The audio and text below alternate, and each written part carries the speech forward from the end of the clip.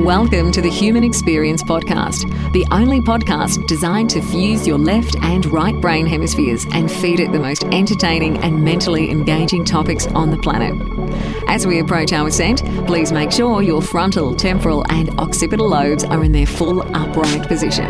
As you take your seat of consciousness, relax your senses and allow us to take you on a journey. We are the Intimate Strangers. Thank you for listening.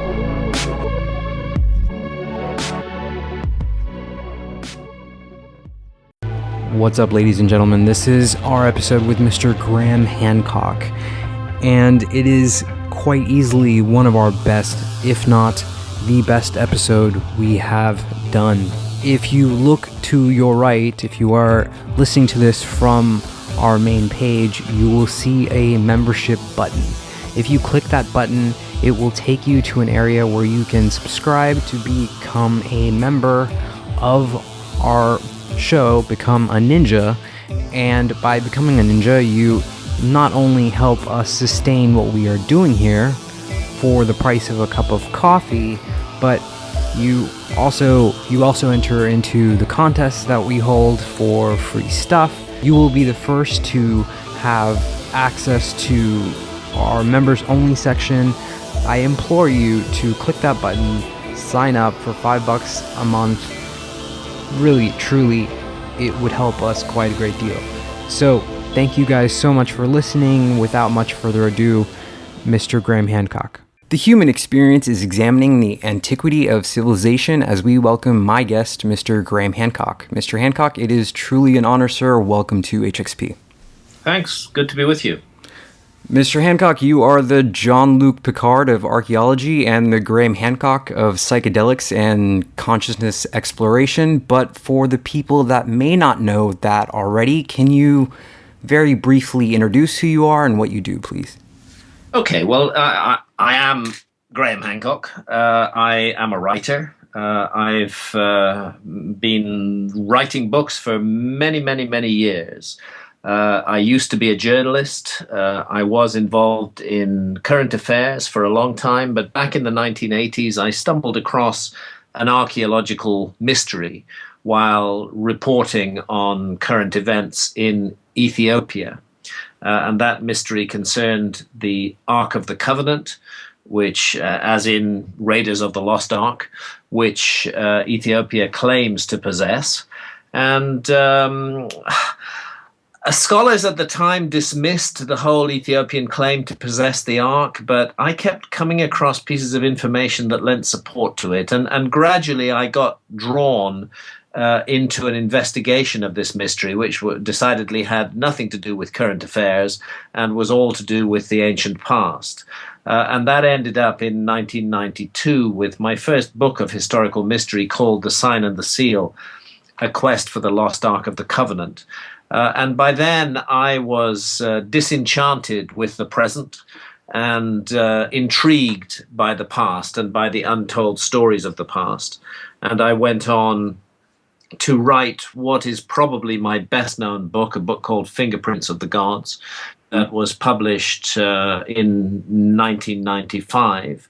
And much to my surprise, it was a huge worldwide sensation, and it sold millions of copies. I hadn't expected this to happen at all, and it resulted in a ferocious academic backlash. How dare this journalist claim that there might be a forgotten episode in human history? How dare he suggest that there might have been a lost civilization more than 12,000 years ago? Historians and archaeologists were outraged.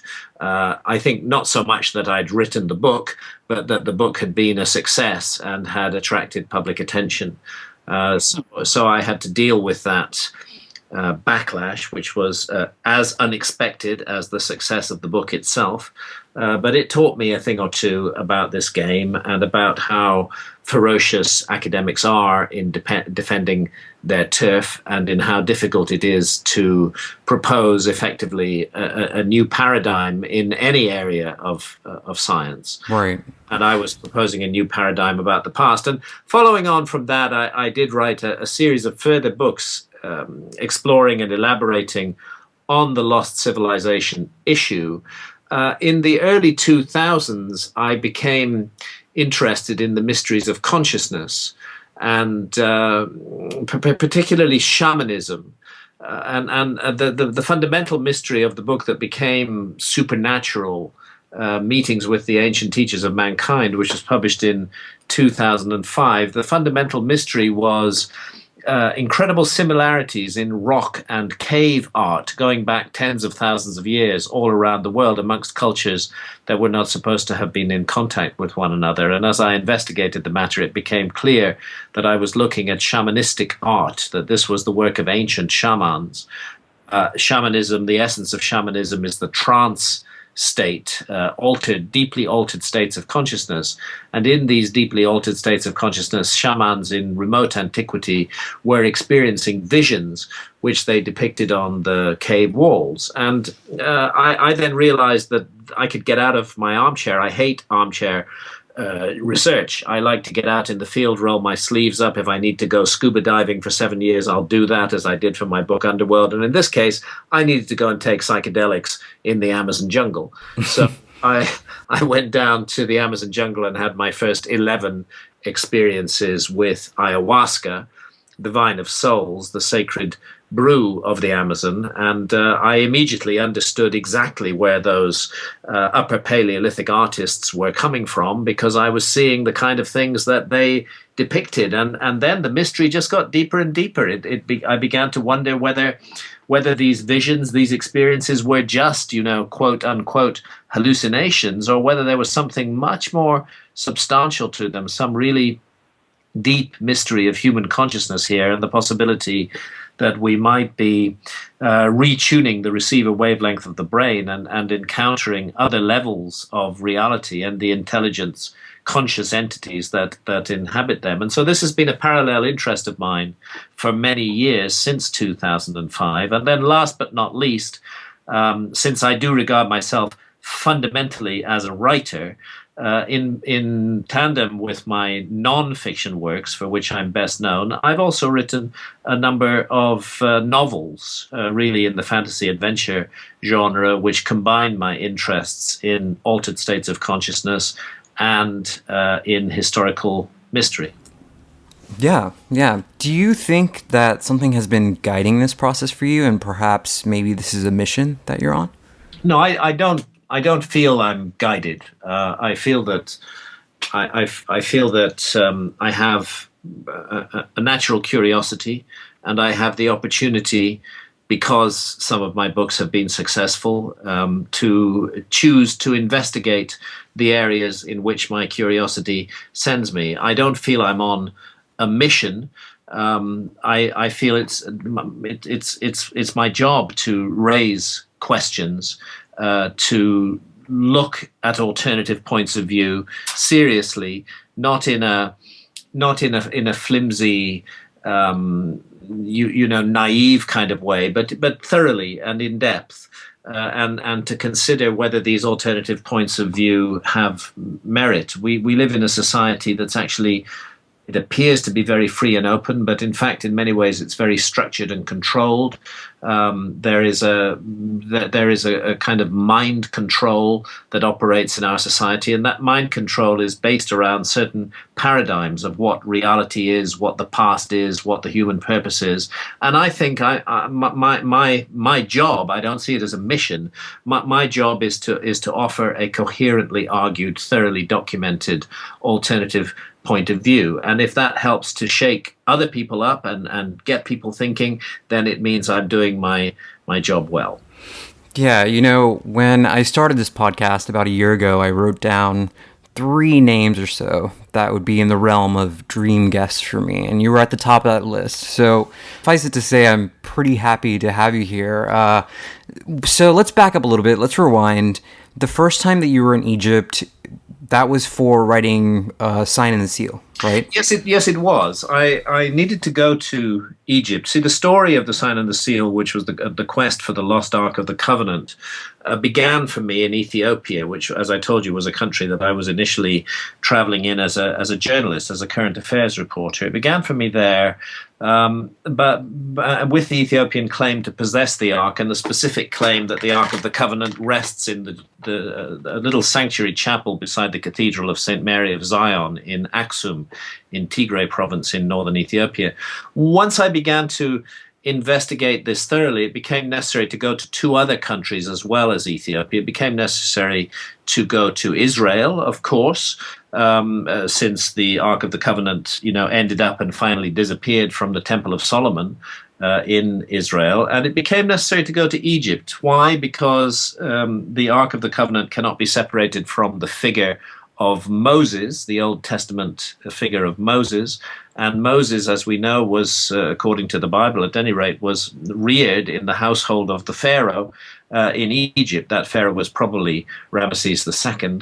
And therefore I needed to understand the Egyptian background to Moses and whether that had had any effect on the mysteries of the Ark of the Covenant. And that's what first took me to Egypt and took me to places in Egypt, for example, the Temple of Karnak in Upper Egypt, where you can see processions of priests carrying ark-like objects on their shoulders. It took me to the island of Elephantina near Aswan, further south in Egypt, where at one point there was a fully fledged Jewish temple.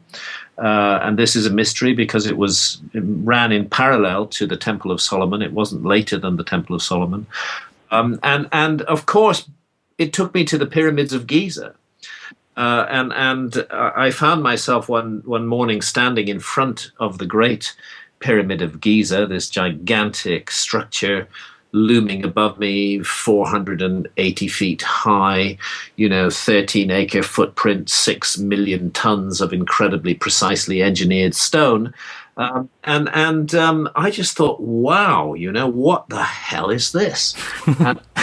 and when I started to, my curiosity was tickled, and I began to say, well, what are academics saying about this? And I felt that what they were saying about it was just incredibly dismissive and stupid and didn't do justice to the power and the majesty and the difficulty of this thing. I mean, creating something like that is not easy. And they were saying this is one of the very first gigantic structures ever created in Egypt. So where was the background to it? Where did these guys learn to do this? And that's really what set me off on the track of considering the possibility that there might have been a lost civilization, that we might be seeing a legacy of high wisdom and knowledge preserved in Egypt and manifested in the pyramids.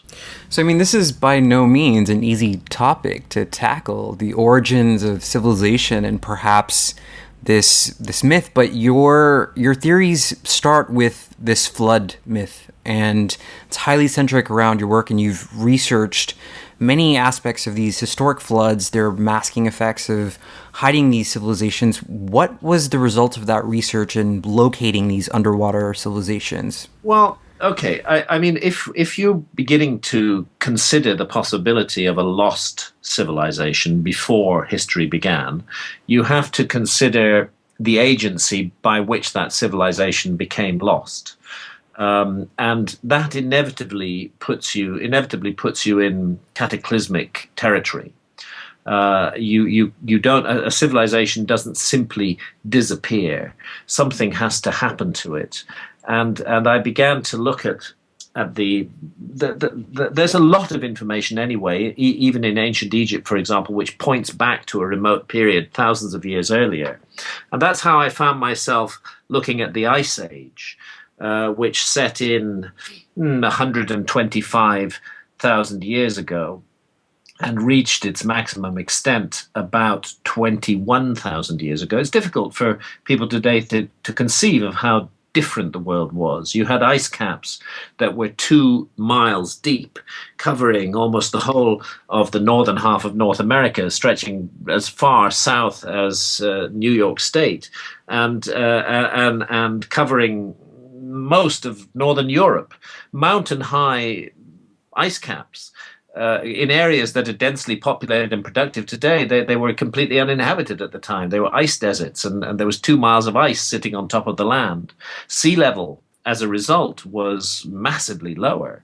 Sea level was 400 feet lower than it is today. Why? Because all the water in those ice caps had evaporated up out of the oceans, fallen and rain and as rain and frozen as ice. The global climate was very different then from the climate we have today. So the world looked very different, and huge areas that are now underwater, because when all that ice melted, the water went back into the oceans and sea levels rose by 400 feet. Huge areas that are now underwater were above water then, and would furthermore, the coastal areas, have been the most desirable lands on Earth. And it seemed to me absurd that archaeology was forming a picture of the human past without really taking account of the 10 million square miles of land, about the size of Europe and China added together, that were flooded at the end of the Ice Age. And furthermore, the meltdown of the Ice Age was cataclysmic. There was a slow process between about 21,000 and 12,000 years ago, 12,800, 12,900 years ago, and then we have a series of cataclysmic events that occur, and there's a particular window between 12,800 and 11,600 years ago when the Earth just goes into a kind of paroxysm of extinction level event, really. And this was not being taken into account by historians at all. They all felt that this was prior to the story of human civilization, that all human civilizations had begun to emerge after that. And I was contemplating the possibility that, as all the legends and myths of the world suggest, that there was an episode of high civilization before that, and that therefore it had been wiped from human memory during those cataclysms around 12,000 years ago. So this ultimately took me on 7 years of scuba diving expeditions, looking at structures underwater down to 120 feet underwater. We need to go deeper, but 120 feet is about as far as you can go with normal scuba gear. Otherwise, you have to get into technical diving. I never did that. I became pretty good at scuba diving, but I never went below 120 feet in depth with mixed gases and technical diving equipment and so on. But again, it was a matter of putting myself into the subject, taking the risks, and going to see whether there was indeed anything mysterious underwater, and you can be absolutely sure there is. There's a great deal of mysterious structures underwater, and often local fishing communities and local divers know about them. So I had local people in India, in Japan, in the Bahamas, in the Mediterranean, in the Pacific, who helped me find the structures that I was looking for. What did you find down there? Well, off the northwest coast of India, there's 2 huge cities underwater in the Gulf of Cambay at a depth of 40 meters, a bit more than 120 feet. Southeast coast of India, Mahabalipuram and Pumpahar, again down 100 to 110 feet underwater. Enormous man-made structures. Japan, Yonaguni, a whole area of structures cut from solid rock, which were last above water more than 12,000 years ago. Further north in Japan, off Okinawa, giant stone circles 110 feet underwater off Kerama, particularly an island called Akajima. In the mid-Pacific, in Micronesia, you have a mysterious structure above water called Nan Madol. But if you go underwater there, you find that it continues down, and it just goes all the way down to the bottom of the bay, and then there are huge columns, some standing, some fallen. None of this has been taken account of by archaeology. We found structures in Malta. Malta is famous for its megalithic monuments. There are huge megalithic temples, and I think those temples, which archaeology likes to date to 5,000 or 6,000 years ago, are in fact much older, because we found other such structures underwater in areas that were last above water more than 12,000 years ago. There's a famous phenomenon in Malta called the cart ruts. Of course, they're not cart ruts, but there are parallel wheel-like grooves cut into the rock of the island of Malta, and these sometimes just stop at the edge of cliffs. But if you then go underwater there, you find that they continue on the other side. They continue underwater, and again, they go down to the maximum depth that we were able to dive as scuba divers, and probably a good deal beyond that. So it's really all over the world, this phenomenon. And eventually I wrote a book about it called Underworld, Flooded Kingdoms of the Ice Age, that was published in 2002. You've talked about a numeric code that coincides with the longitudinal axis and the number of lost civilizations around the world, and this code seems to be scattered through religious myth and lore. Where does this code come from, and what is it pointing to? Well, there is a phenomenon, it's an astronomical phenomenon actually, called the precession of the equinoxes. This is something else that my research has forced me to do, because the ancients did it, is to come to terms with astronomy and to begin to understand the apparent motions of the heavens. What the theory is, this may not be the causative agent, but the theory is that there is a wobble on the axis of the Earth. It's rather like if you set a top spinning and leave it to spin for a while, the spin will begin to decay and the top begins to wobble. Can you envisage that? And the top part of the top begins to transcribe a circle in its own right. It seems that the Earth does this. And the theory is that it's caused by the opposite gravitational pulls of the sun and the moon on the Earth. There may be a whole other explanation for it, but in a sense that doesn't matter. What matters is the observation, and the observation, because the Earth is the viewing platform from which we observe the stars, changes in the orientation of the viewing platform will result in changes in the rising and setting times of stars at particular times of year, and indeed in the orientations of the stars in the sky. It's not the stars that are moving, it's the Earth that's moving, but it gives the illusion of the stars moving. Of course, all the stars are moving as well. They have their own proper motion, but they're so distant from us that those movements are really unfold over periods of hundreds of thousands or millions of years. Precession, the wobble on the Earth's axis, creates changes in the star field, in the observed star field, in a much shorter time. Within every 72 years, you complete a 1 degree shift, and when you multiply this by the 360 degrees in a full circle, you get 25,920 years. This is what the ancients called the Great Year, the period in which the star patterns revert to their starting point. So you've got a grand cycle of change in the heavens that operates at a very specific rate, which is 1 degree every 72 years. Now, that's quite hard to observe. 1 degree is about the width of your finger held up to the horizon. So, you really need many human lifetimes and accurate records to be kept to really notice this and to realize that some kind of process is going on. And then to go further from that and to be able to predict how the star field will look thousands of years in the future, or how it looked thousands of years in the past, you need a lot more observation. You need science, actually. And this is the puzzle, because the numbers related to the precession, what's called the precession of the equinoxes, based on the number 72, a whole sequence of numbers. For example, 72 plus 36 is 108. Half of 108 is 54. 72 times 30 gives you 2,160. It takes 2,160 for the sun on the equinox to pass through one complete sign of the zodiac. The 12 constellations of the zodiac lie in a belt around the path of the sun. All these numbers, based on the heartbeat of the system is the number 72. All these numbers crop up in very ancient myths from all around the world. And the myths themselves frequently describe in symbolic terms a process that is unmistakably precession, this phenomenon that we call precession. And a really fantastic study was done of this by two really top-grade scholars, Giorgio de Santillana, who was the professor of the history of science at the Massachusetts Institute of Technology through into the 1960s, and Hertha von Deschent, who was a professor of the history of science at Frankfurt University. The book is called Hamlet's Mill.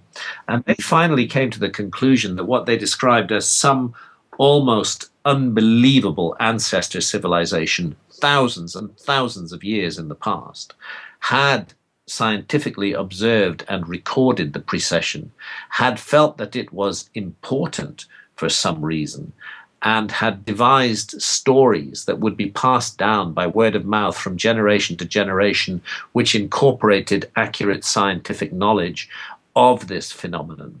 And they made the point that it really didn't matter whether the storyteller knew what he or she was passing on, so long as they told the story true and repeated the sequence of numbers that was within the story.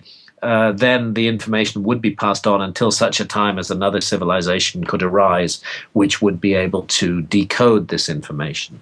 And that's why it's interesting that the same sequence of numbers that we find in ancient myths appears in ancient monuments. For example, 2,160 years is the time it takes for the equinox sun to precess through one house of the zodiac. The two houses of the zodiac is 4,320 years. Multiply 4,320 by 10 and you get 43,200. So we have to ask ourselves whether it's a coincidence or whether there's something extraordinary going on, that the Great Pyramid is a scale model of a hemisphere of the Earth on the scale of 1 to 43,200. In other words, if you take the height of the Great Pyramid and multiply it by 43,200, you get the polar radius of the Earth. You get a printout, an exact, precise scientific printout of a key dimension of our planet, which was not supposed to even be known until relatively recent times. And if you measure the base perimeter of the Great Pyramid and multiply it by the same number, 43,200, which is one of those numbers found in ancient myth all around the world, you get the equatorial circumference of the Earth. It appears that the Great Pyramid, one of the things it is a scale model of a northern hemisphere of the Earth on a scale of 1 to 43,200. And therefore, if that's so, and I believe it is, then it's telling us absolutely that we are looking at the work of a high civilization. I'm glad you brought it back to the pyramids, because the Robert Bauval discovery was incredibly important. In Egypt, the Giza pyramids line up with Orion, and it's not so much they line up with Orion, although that does happen. Robert Bauval's discovery, the Orion correlation theory, is I believe one of the most important discoveries in the study of ancient Egypt that has ever been made. It's almost as valuable as the Rosetta Stone and the deciphering of the ancient Egyptian hieroglyphs, because suddenly we can begin to understand what is going on. First of all, it's important to know that the constellation of Orion mattered to the ancient Egyptians. This was not just any random constellation. When the ancient Egyptians looked at the constellation of Orion, which they called Sahu, they envisaged it as the celestial figure of their deity Osiris. And there's a whole raft of mythology about Osiris, who is a bringer of civilization to Egypt in a remote period that they call Zep Tepi, the first time, thousands of years in the past. Osiris, the whole mythology of Osiris becomes linked to the story of the ancient Egyptian pharaohs, so that each pharaoh on his death became identified with Osiris Orion, with the constellation of Orion in the sky. Therefore, if we're saying, as Robert does, that the Egyptian pyramids have an intimate connection with the constellation of Orion, this actually makes perfect sense, because the constellation of Orion was the single most important constellation in the ancient Egyptian sky. Secondly, the relationship is complicated. There are four narrow shafts that cut up through the body of the Great Pyramid, two from the King's Chamber and two from the Queen's Chamber. And the two, one from the King's Chamber, the southern shaft from the King's Chamber, targets the lowest of the three stars of the belt of Orion. And the southern shaft of the Queen's Chamber targets the star Sirius, which the ancient Egyptians associated with the goddess Isis, the consort of Osiris. But the interesting thing is that targeting of those stars, once we can look at ancient skies now with modern computer programs, we can see exactly how they looked, exactly the height, the declension of each of the stars in the sky at any period in the past we wish. And that alignment of the shafts of the Great Pyramid with Sirius and with the stars of Orion's belt is very firmly set in the epoch of around 2500 BC, which is exactly the epoch that Egyptologists say the pyramids were built. So it's intriguing, but that in itself does not rewrite history. But there's a second observation that Robert made and that Robert and I went on to refine together in a book called The Message of the Sphinx, which is different. And this is that when you look at the pattern of the three pyramids on the ground and their relationship to north and south, they are actually imaging on the ground in 3 dimensions the 3 belt stars of the constellation of Orion, not as they looked in 2500 BC, but as they looked in 10,500 BC, 12,500 years ago, right back in that cataclysmic episode when the Ice Age was melting down. And then the project that we went on to explore together concerns the Great Sphinx of Giza, which stands very close to the Great Pyramid. The Great Sphinx is oriented perfectly due east. It's in the shape of a lion with a human head. We think that the human head was a result of a recarving in historical times of what had once been a leonine head. And the Great Sphinx looks at the constellation of Leo, the lion, its own celestial counterpart. The resemblance is uncanny. Again, in that remote epoch of 10,500 BC at the spring equinox when the sun rises perfectly due east in line with the gaze of the Sphinx. So 2 messages appear to be being sent by the Giza monument. One speaks of the epoch of 2500 BC, which is interesting but not controversial, and the other speaks of an epoch much earlier, 8,000 years earlier, 10,500 BC, 12,500 years ago. And we think this is the epoch that the ancient Egyptians called Zep Tepi, the first time. So we have a nuanced site here. There is much about the site of Giza that can reliably and consistently be attributed to the pharaohs of historical Egypt. But there are structures on that site. We think the base platforms of the 3 pyramids over which the pyramids were later built and completed. We think the megalithic temples at Giza, the so-called valley and mortuary temples, and of course we think the Great Sphinx. And here Robert Schoch's work on the geology of the Sphinx and on the weathering patterns of the Sphinx, which show that it was exposed to thousands of years of heavy rainfall, comes into play. That these factors suggest to us that some of the monuments on the Giza Plateau not only commemorate a date that is 12,500 years in the past, but actually were created then.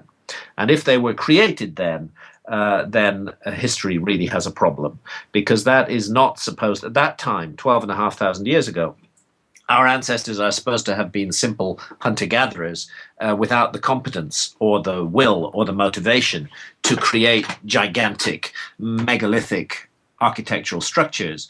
And when these 2 ideas are brought together, the idea of the precipitation-induced weathering of the Sphinx that was put forward by John Anthony West initially and then by Professor Robert Schoch at Boston University, and the idea of the stellar alignments of the as above, so below pattern that is being replicated by the monuments on the ground, which also speaks of a remote epoch. When these 2 ideas are brought together, you begin to sense that something about Giza is fantastically old and deeply mysterious. And this troubled Egyptologists a lot. They didn't like it because it was a well-argued, thoroughly presented a group of theories, and they sought to dismiss it. And they said, how could the Sphinx possibly be 12,500 years old? Our ancestors were hunter-gatherers then. This is the kind of circular logic that they go into. They take their reference frame as though it's a fact, and then use it to throw away any contradictory evidence.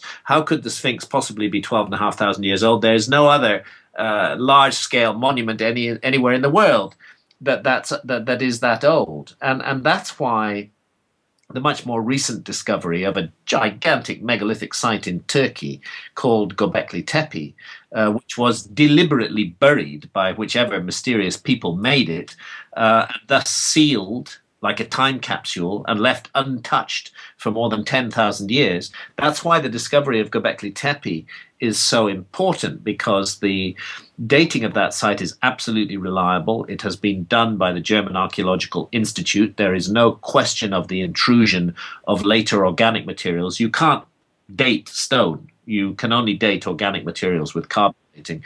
That site is definitively in the range of 12,000 years old. It's 7,000 years older than Stonehenge.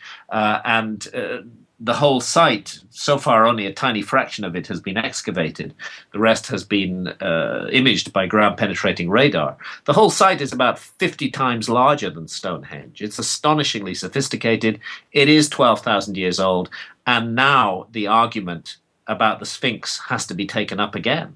Egyptology cannot dismiss it, because there are other sites now in the world. There's another one in Indonesia that I've done a couple of research visits to called Gunung Padang, which again looks like it's 12,000 or more years old. And I think we are poised on the edge of a paradigm shift, where more and more new evidence comes into play which cannot be explained by the previous theory of history, and which requires a new theory of history, requires us to recognize the possibility that there has actually been a lost civilization, that its disappearance is connected to the cataclysms at the end of the last ice age, that there were survivors, and that they sought to pass down their knowledge to the future. And that's why I've just spent the last 3 years researching and writing a completely new book called Magicians of the Gods, which is the sequel to Fingerprints of the Gods. It's not a revised edition of Fingerprints of the Gods. It's a completely new book, 500 pages long, filled with new information from front to back, because what's happened in the last 20 years, and Fingerprints was published 20 years ago, is that just a mass of exciting new information has emerged, much of which is not yet in the public domain.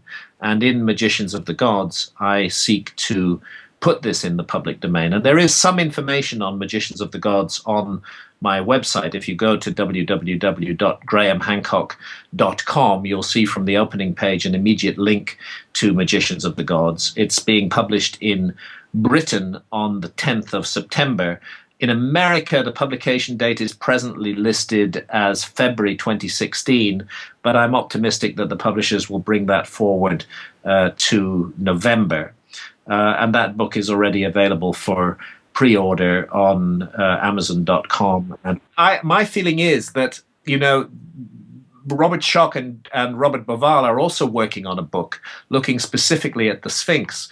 And I think that what is happening is that the whole group of us who worked in this field 20 years ago and who were radically attacked for considering this extraordinary possibility, that we are now reaching a point where the case that we made, which was ridiculed at the time, is being vindicated by new evidence. And I think it's a very exciting moment, and I think it raises questions over everything that we imagine human civilization to be about. When we acknowledge that either through misinformation, misdirection, the history of our species has been either hidden from us through stupidity or whatever it is, can you say that this is some level of spiritual warfare? Well, I have to consider that possibility because of my other interests, which are my interests in shamanism and altered states of consciousness, which have convinced me that reality is much more complicated than our five senses might lead us to believe.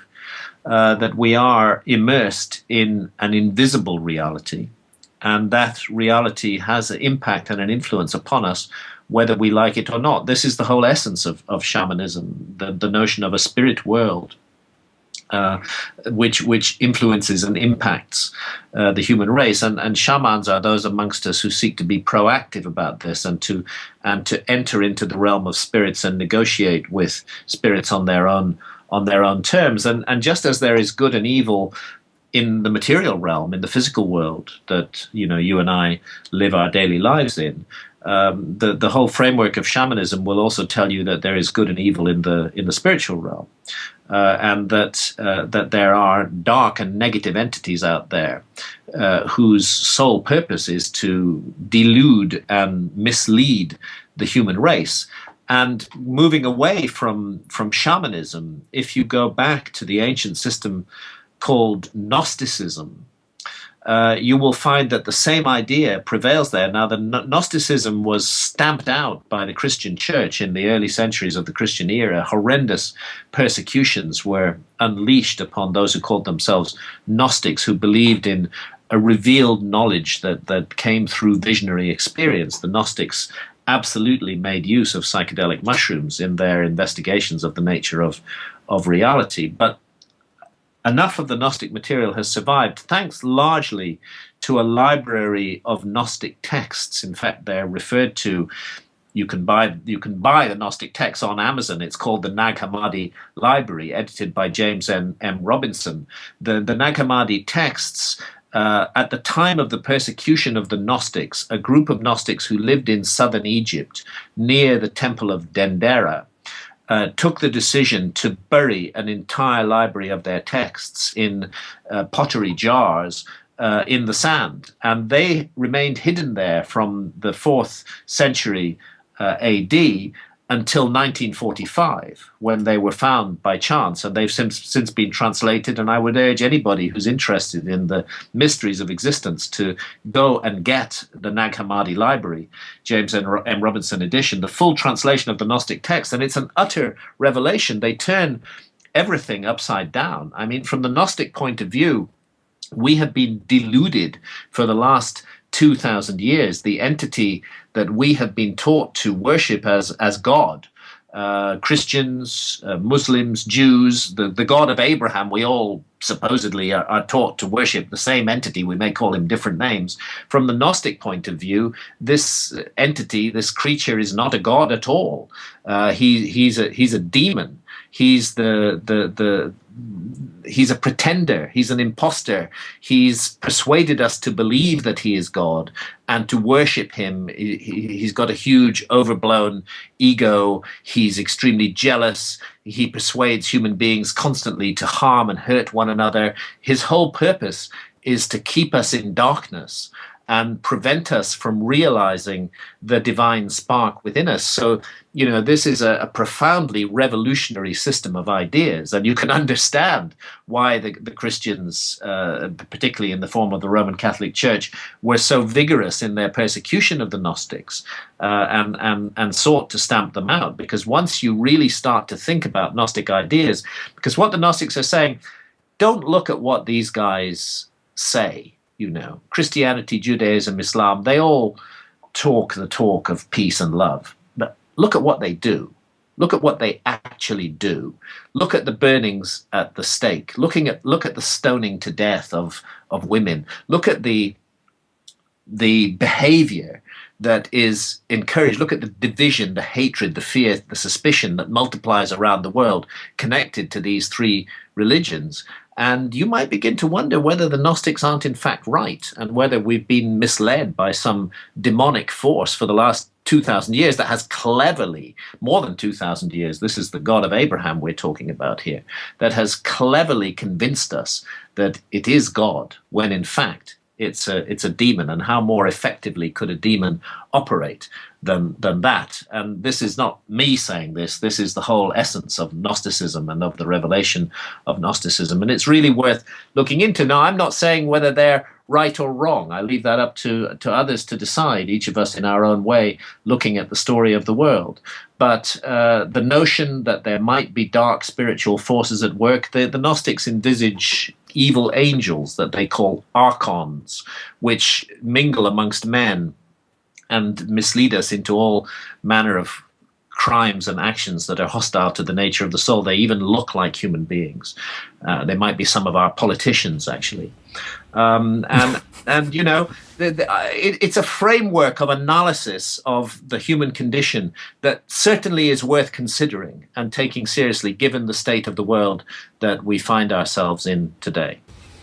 Yeah, Wow, Mr. Hancock, truly an honor to speak with you. But I mean, what do you feel a shift in consciousness or this paradigm within a culture that's obsessed with materialism, television, drunkenness? What would a shift in consciousness look like? How can we recognize that this is occurring? Often when you're in the middle of something, it's difficult to see it. But I would say we're in the middle of a shift in consciousness right now. I think it's happening all around the world. The old paradigm, of which the historical paradigm is a part, is still very powerful. But it doesn't any longer have a monopoly. There is such a spread of information now. The internet has had unforeseen consequences. People are able to communicate with one another directly without going through the medium of the big media. You know, we can be in direct contact with one another. We can form communities of ideas. Increasingly, notions that we are taught to honor and revere, such as patriotism, seem to become absurd. That patriotism is indeed the last refuge of the scoundrel. After all, why should we feel especially loyal to a fellow human being just because they happen to be born under the same bloody government or on the same piece of land as us? What's so special about that? An accident of birth. Why should we pin our loyalty on that? Why are we not willing to recognize that we are all members of the human family, that we owe that patriotic loyalty to the whole human race, not to just a tiny segmented, sectored part of it? This idea is coming with the internet because communities of ideas are forming around the world, regardless of the color of your skin or the religion into which you were born or the political system into which by accident you were born or the land on which by accident you were born. The old paradigm says those things are really important. The new paradigm says what's important is the ideas we share and our common and our shared humanity, that we are actually all brothers and sisters, and that we will not be divided by these malicious, malign notions that limit our humanity and that limit the capacity of love. So the old paradigm operates on fear. It seeks to make people fearful and suspicious of one another. And it uses knee-jerk mechanisms like patriotism or this is your religion. Why should anybody actually accept a religion just because they happen to be born into it? If there is a God, he gave us a brain. Why don't we use it? Why do we just say, our parents told us that something is so, and we just accept that as though it's so. We don't ask any questions about it. I think the new paradigm is asking a lot of questions, and people are all around the world developing a new kind of spirituality, which is much more individualistic, but at the same time respects and honors the spirituality of others. So I think we are in the middle of a dramatic shift in consciousness. And I think 200-300 years from now, when historians look back on this epoch that we are privileged to live through, they will realize that it was a moment of incredible importance in the story of the human race. It's not certain what the outcome is going to be. The old negative forces are still very powerful, but the light is growing amongst humanity, and we are waking up all around the world, and we are refusing to put up with that bullshit any longer that has been stuffed into our ears and down our throats for centuries. The internet's playing a huge role in this, and psychedelics are also playing a huge role in it. And that's why psychedelics are illegal. I mean, psychedelics are really not dangerous. They can be misused, of course, and I'm not advocating the irresponsible use of psychedelics, but by comparison with pharmaceutical drugs, the number of deaths caused by psychedelics is tiny, minuscule, almost unmeasurable. Whereas the antidepressants and indeed acetaminophen, painkiller, kills thousands of people every year. Even in tiny Britain, 3,000 people a year are killed by acetaminophen. That's not illegal, but alcohol, glorified by our society, widely available, advertised, promoted, kills thousands of people every year, not just cirrhosis of the liver, but consider the road accidents. So the arguments that, we are being protected from ourselves by our governments who tell us that we may not take psychedelics and that if they do, they will send us to prison and ruin our lives is an absurd, hypocritical argument. it's a crazy argument. The real reason that psychedelics are so demonized in Western society is because somebody up there in the power structures know that these ancient natural allies of humanity lead us to ask deep, searching questions about the kind of society we live in, and the controlling powers, the dominator powers that run our societies do not want us asking questions about anything. They don't want us asking questions about the nature of reality. They don't want us asking questions about spirituality. They don't want us asking questions about materialism. They just want us to go on mindlessly like robots, uncomplaining robots, producing and consuming, feeding the machine, instead of realizing our humanity. And that's what's changing. That's where the great hope lies in the future. And it's up to us. The choice is ours. We actually don't have to put up with that shit any longer. You know, we can make change, but it takes courage and it takes a sharing of information. Love it, man. Love it. We're running out of time here, Mr. Hancock. But I have one more question for you. And you answered a bunch of my questions, just scrolling through all of them, and I would love it. If you could go back 20 years and tell your younger self one thing, what would it be? Don't be afraid.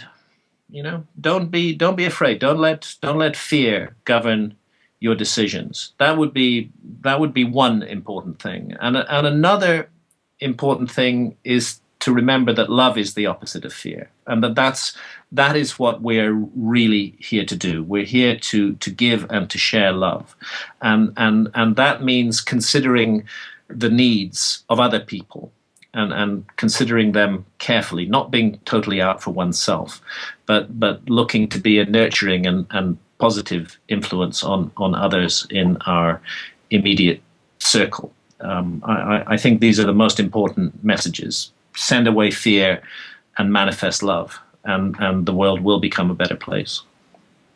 Mr. Hancock, sir, thank you so much for being here. Where can people find your work, your book, pre-order it? Where can they get that?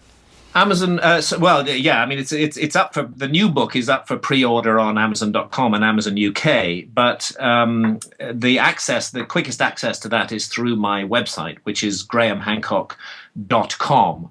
And then I'm also so go to that and you'll see immediately a link to some information about the new book, Magicians of the Gods. But I'm also quite active on Facebook. I find Facebook a very important and effective means to communicate with like-minded individuals. I have two Facebook pages. I have a personal page which has got 5,000 friends and about 30,000 followers, but my author page is really the most effective, and that's got 222,000 followers. That's how likes. That's how to recognize it. It's great. I can't remember how it is, but actually there's a link to it on the front page of my website, and I actually post the same information on both my Facebook pages, and I communicate quite actively on those pages. And I've found it a very, very positive and effective way to share ideas. We will make sure that people get to your book and your Facebook page, sir. Any final comments here? Any last bit of information? We got a few minutes. Well, I just think the most important thing is to keep an open mind. It's a very mysterious matter to be alive at all. We're taught to just like take it for granted. Like, again, this is when I speak of materialism, I'm not only speaking of the economic side that teaches us to produce and consume and seeks to persuade us that that's all there is to life. There's a much deeper aspect of materialism, and this is the notion that there is nothing more to reality than the material realm. You know, if you can't weigh it, measure it, and touch it, then it doesn't exist. This is the idea. Many, really intelligent scientists are absolutely committed to the notion of materialism. Such scientists, for example, Richard Dawkins, the author of the book called The God Delusion and also the book called The Selfish Gene, Dawkins will tell you straight-faced that there is no such thing as life after death. And many people are inclined to believe him. They think, oh, God, well, he's a highly qualified scientist, so he must know about these things. He must be right. But actually, what does he know? Has he died? And conducted experiments and then come back? No, he hasn't. This is not a fact. This is not a scientific fact that there's no life after death. This is a reference frame. It's actually a religious belief because it's not based on any evidence whatsoever. And many scientists will tell you there's no such thing as spirit. The horrible idea of materialist science is that consciousness is what they call an epiphenomenon of brain activity, that consciousness is a kind of accident. We have these big brains. They've evolved to enable us to survive in the jungle of human competition. And as an accidental byproduct of that, we've got this thing called consciousness. And again, it's important to be clear that is not a fact. Consciousness is the greatest mystery of science. We don't know. We know that there's a connection between consciousness and the brain, but the exact nature of the connection between consciousness and the brain is not at all clear. And it may be that the ancients were right, that consciousness is fundamental to the universe and that it is essentially non-physical in character, but that in our realm, at our level of existence, consciousness manifests in physical entities. So in a sense, the relationship of the consciousness to the brain is more like the relationship of the TV signal to the TV set. That you can destroy the TV set, but the TV signal is still there. I think this notion that consciousness is primary and that the realm of matter comes second, that we are spirits, we are souls having a human experience, which is a very ancient idea. I think that idea is going to turn out to be correct. And the modern scientific idea that matter is everything and that consciousness is just an accidental byproduct of matter will turn out to be very foolish and wrong. And again, I think people all around the world are waking up to this as well. It's an incredible gift to be born in a human body, to have the experiences that we can have as human beings. And I think that this world, I've described it so often as a theater of experience. It's a place where we come to learn and to grow and to develop. And anything that doesn't serve that process, and the whole structure of Western society right now does not serve that process, is dangerous and wrong. We need to understand that we've been given an incredible opportunity to live in a human body and to make the choices, the fine choices between right and wrong, between good and evil, that all of us have to make every day, sometimes at very small levels,